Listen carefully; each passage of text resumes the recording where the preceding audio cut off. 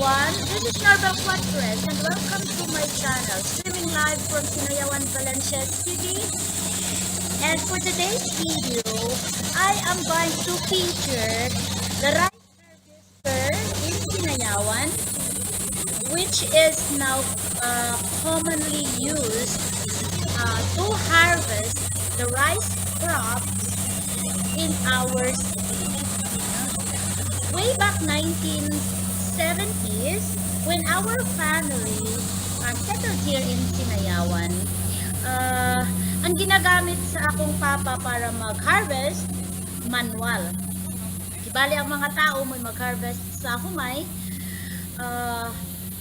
but not now. After 40 years, no, not 40 years, almost 50 years, ang Sinayawan karon dili nagagamit og tao para mag-harvest sa ilang rice crops. Ang ginagamit nila karon ang rice harvester. So karon natagan tag kahigayunan para mag-video sa rice harvester nga ga-harvest sa usa ka farm diri sa Sinayawan.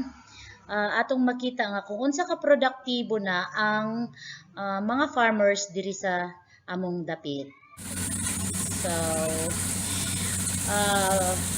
dili pa ta magpadayon. If you like the video, click like and subscribe.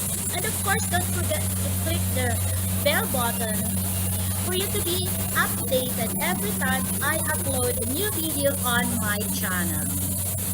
No? So, kani siya nga rice harvester sa amo ra ning silingan. No? Then kaning mga laborers diri, mga silingan ra pud namo.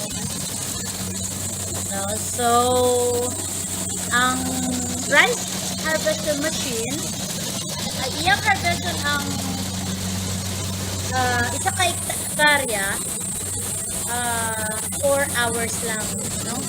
Unlike before nga ang isa ka hektarya mo take it siya og 3 to 5 days bago makuha ang produkto o maibaligya sa usa ka farmer. Pero sa karon inuras lang mahuman na sa harvester ang isa ka hektarya, mabaligyan na din sa farmer kung makakwarta na din siya.